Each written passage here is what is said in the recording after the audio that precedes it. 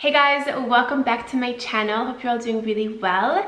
Today I wanted to do a video all about happiness. I think this topic is so important, and I want to talk to you guys about some of the ways that I maintain my happiness, that I cultivate happiness, and it's also something that you guys have brought up under different videos and in Q&As, so I wanted to do a fully dedicated video to this topic. I want to start by saying that I'm not always happy. I definitely have my down moments where I'm not feeling super chirpy and positive and inspired. As humans, it's so normal to experience all different types of emotions, but I do think that there is ways that you can kind of control what you want to feel, how you want to feel, and that will eventually determine different outcomes in your life and how you take certain actions, decisions that you make. I think just a general note on happiness is that some people could think that positive people or optimistic people are naive to some terms because they're not, fully thinking about everything that's going on in the world, and how can you be happy when there are so many terrible things going on in the world and you're kind of labeled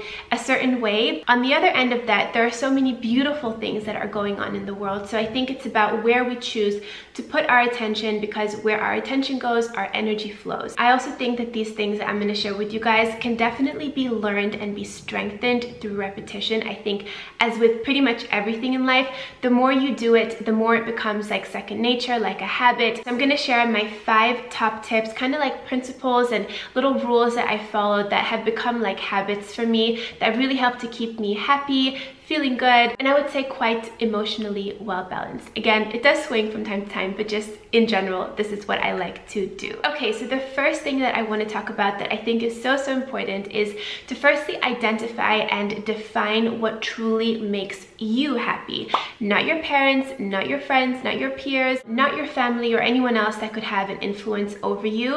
And I think this is really important to start out with, because a lot of us, I think, including myself at times, can get stuck in these like moments where we want to fit in.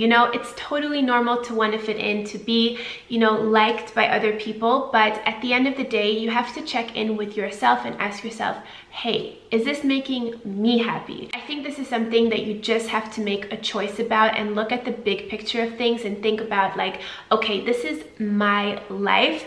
How am I going to feel at the end of my life? Have I done all the things that I wanted to do and didn't care about what people thought about me? Not always needing to fit in and to be like everyone else, because at the end of the day, that's kind of boring, right? You want to have an exceptional life, and I think if we follow like the ordinary thing, it can leave us feeling quite empty and unfulfilled, and like we just kind of scratched the surface. But I want to go deep, I want you guys to go deep too. So how I personally like to combat this is to check in with myself from time to time. It could be like a physical, I sit down and I journal, or it could be something like a reflective moment when I'm taking a shower or when I'm at the gym or whatever. I think it's so important to have those moments where you check in with yourself and you ask yourself, am I moving the needle in my life? Am I going after the things that I want? Am I making progress? What am I doing this week that's bringing me closer? So that you don't just get lost in the sea of the common things that people talk about, people do. You guys know that I've been following Mylett for quite a while now, and one of the things that he talks about, which I think is so important, he talks about how a lot of self-confidence has to do with staying true to the things that you promise yourself that you're going to do. So building that accountability and that trust with yourself. And I think this is so key and so golden, because this is something that we can start doing today. It doesn't require a whole new system of thinking or anything like that, but it's literally saying, I am going to do this, and then you do it. It could be that you commit yourself to doing some type of movement every single day for at least 20 minutes. It could even be reading or stretching or whatever it is that you want to bring into your life, but you make the promise to yourself and you do it, you fulfill it, and that builds confidence. And it's not even about going and telling people that you're doing it or posting about it or anything like that. It's just in your own heart, in your own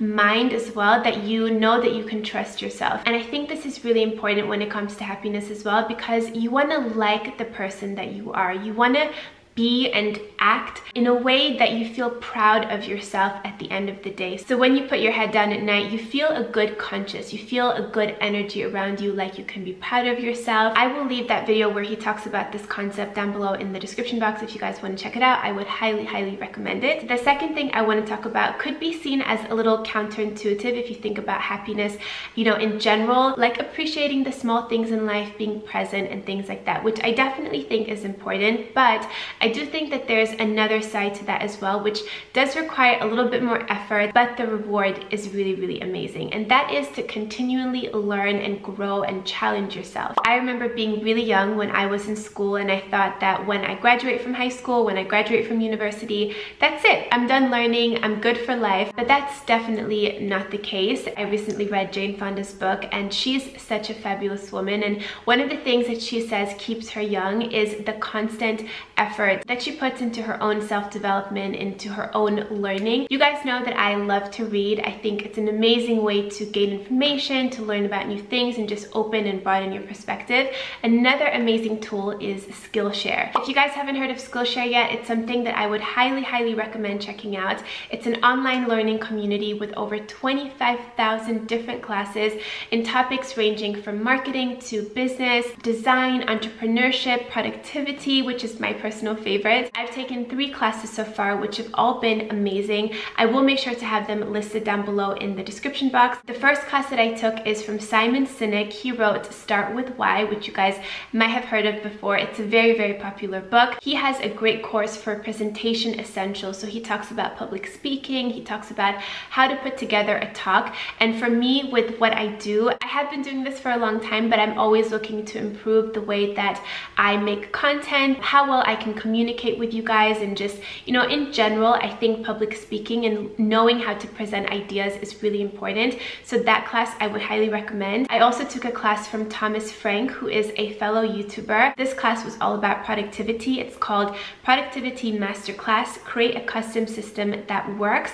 This class was so good. I learned so many things. A lot of you guys have actually asked me about productivity, about how to get more things done in your day and how to like fit it all in. A course like this I would highly recommend. I think it's going to be really helpful to you guys. It was really helpful for me. So many great takeaways and just like different apps and tools and techniques that you could use. I will have the other classes that I've taken on Skillshare down below in the description box. And premium membership on Skillshare gives you unlimited access to all different classes and workshops and communities. Whether you want to fuel your curiosity, your career, your creativity, Skillshare is the perfect place to keep you learning and thriving. If you guys want to join more than 7 million people learning with Skillshare, just visit the link down below in the description box. They've been so kind to offer the first 500 of my viewers who click the link a 2-month free membership on Skillshare, and after the trial is over, only $10 a month for the year. Just a range of different topics that you can learn about, from creativity to graphic design to photography to, again, marketing,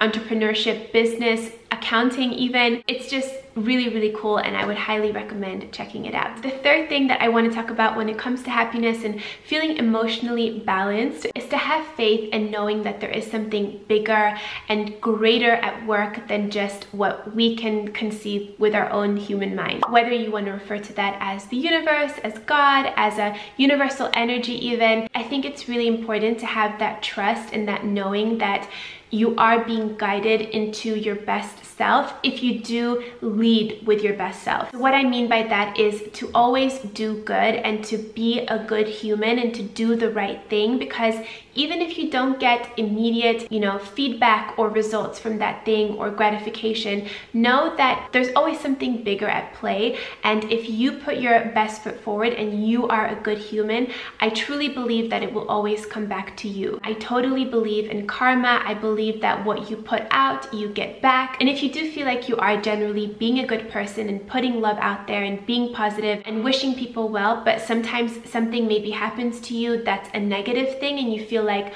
well, why was I good if something bad happened? Take that as a learning opportunity and a learning experience to grow and to strengthen yourself both mentally and emotionally, and to learn from that and to know better for next time. So I don't always think that like only good things should happen to us, because then I think we would stay pretty stagnant. Unfortunately, a big part of life for every single human is suffering. The Buddhist culture speaks about this a lot, in that every human being experiences suffering, and it's completely unrealistic to imagine a life without it. There's also a book called The Subtle Art of Not Giving a F. I forget who the author was, but the book was really good, and he basically talks about how there's no such thing as a life without any problems. You just have to pick good problems to have in your life. But I think we're going on a bit of a tangent. But basically my point is that always do good and lead with your best foot, and just try to use whatever comes back in your life. So if it's a good thing, that's amazing, let's celebrate it. And if it's not such a good thing, don't get down on yourself. See how you can learn from the experience, get better, and move on. On this note as well, I think it's important to talk about revenge and like wanting to get back at people, and you know, this person hurt me, so I'm gonna hurt them even double as hard. I think this is important again when it comes to having faith and trust in God or in the universe. There is a saying that I love and that I've lived by for so many years, and that is, what people do to you is their karma, and how you react is yours. I think that there's something greater that's always there. I think it's a universal law that what you put out, you're gonna get back. There's another saying that being angry at someone is like drinking your own poison, because it's only making you upset. You know, it's the same thing like if we're driving in traffic and we get super pissed off at the person in front of us, or someone has cut us off or just was being a bad driver. You being angry is not gonna have any effect on that driver. You know, they're not going to hear you, they're not going to see you, but you are just drinking your own poison, your own like black ink. And that's of course not good for your own mental state, but also not for your physical body. I think that our emotional state has such an impact on how our physical body operates, our hormones, our stress levels, and things like that. So a huge key to happiness is to have faith, know that there's something greater at work, that you are loved, that you are protected. Lead with your best foot, celebrate people's successes, celebrate just little moments in life, and just put that good energy out there, and it will come back to you. The fourth thing I want to talk about when it comes to happiness is to honor yourself and to take care of yourself. Self-care is so important, and I think that you cannot truly bring your best self to your family, to your friends, to your relationship if you're not happy, or if you're not like taking care of yourself. There's a saying by Oprah where she says, I want my cup to overflow. I want it to be so full that it overflows, and that I can just share with people, and I can just ooze positivity and love to every single person I meet, and I can be a ray of light because I feel light inside. Again, with that, you know, it does take a little bit of effort, especially if you're not kind of used to taking care of yourself, exercising, eating well, just taking care of your skin, like having a good skincare routine, but also sleeping well and taking care of your mental and emotional needs. I think there's a lot of emphasis put on physical strength, and you know, we go to the gym and we eat well, etc. But mental strength is really important as well, and we can't just ignore that, because I think it truly goes hand in hand with physical health as well. So taking some time to meditate, to relax in the evenings or relax in the mornings, taking moments to check in with yourself and ask yourself, how am I feeling? Again, it goes back to the first point, like, what is truly making me happy? We have one body, and this body is the home of our soul. It's our temple. It's where we create and receive energy. We have to take care of it, and it will take care of us. It's small investment, like daily little habits and things that you can do that will eventually prevent you from, you know, going down the road of diseases and cancers and awful mental things that could happen to us. I think it's important to instill those good habits so that you can avoid big things happening afterwards, you know, if you neglect your body. And then the fifth thing that I want to talk to you guys about when it comes to happiness is knowing that happiness is a choice, and that you have to look for the good in situations. I think this is a habit that can definitely be strengthened like a muscle. If you start doing this regularly, your brain will just start to automatically search for like the good or the positive outcome in a situation. Also, having that knowing that everything happens for a reason, I think is really important. That again kind of goes back to point number 3, which was about having faith and trust in God and the world and the universe. I think when we lead from that standpoint, we just always take everything as a blessing, and then we're quicker able to either get out of an uncomfortable situation or to learn from an uncomfortable situation and turn it into something that could actually be positive for us. So again, again, I talked a lot about mindset as well in different videos, which I think is so important. A great way to start building this habit is to have a little morning practice where you just list 5 good things that happened to you the day before, or you could do this at night. Reflect on your day and write down 5 amazing things that happened that day. It doesn't have to be like anything super crazy. It could be that you're super grateful and thankful and happy that you have your apartment or your home, that you have your family, that you had food to eat, that you had clothes to wear, that you had eyes that you could see out of, or live in a place that's safe where you can walk outside and not feel terrorized. We have so many things to be grateful for, and if we make a little practice out of that, like again at the end of the night, at the beginning of the day, or just have it be something that you talk about with your family or your partner just verbally, but getting your brain into that mindset of like searching for the good, you're gonna start doing that automatically throughout the day once you get this like muscle and this ball rolling. Some examples of, you know, not the best situations could be like a bad breakup, or, you know, maybe you got fired from a job. In the moment, those things really hurt and are really awful, but just know that those moments are an opportunity for a new door to open, for an even better relationship to happen, or even better career to come. It could even be with like small things, you know, like for example, if there's a big flight of stairs and you're at the airport, you have a bag, you might think like, gosh, I've got to walk up these stairs, it's going to be like a pain in the ass, literally.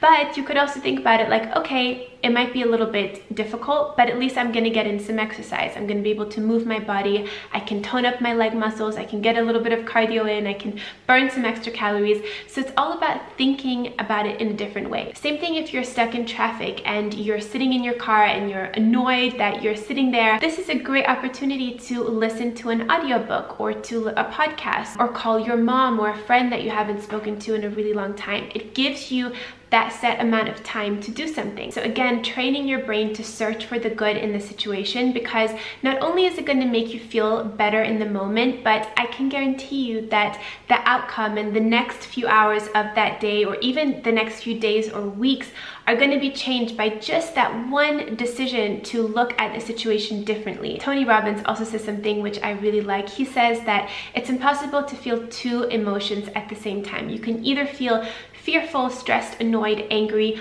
or you can feel positive, optimistic, excited, or have like a more uplifting outlook on something, but you cannot do both. So it's really up to your brain and up to you and your own mind which direction you want to go. And of course, the direction of being more positive, looking at it more optimistically, will definitely lead you down a better path than the negative one. Those are my 5 tips, my 5 principles, kind of like little rules that I live by that have really helped me in my life. I really hope this video was helpful to you guys. It's something that I'm so passionate about. I would love to hear from you. What are your tips? What are your principles or habits that you do that really help you? I would love to know down below in the comments, and then other people who are watching this video and reading the comments can get even more tips and advice. I love you guys so much. I really hope that you enjoyed this video, and let me know what you would like to see next. It could either be on this topic of self-development, of happiness or positivity, or any other kind of related topic. Let me know down below in the comments. I hope that you guys are all having an amazing day. Thank you so much for watching, and I will see you in my next one. Bye guys.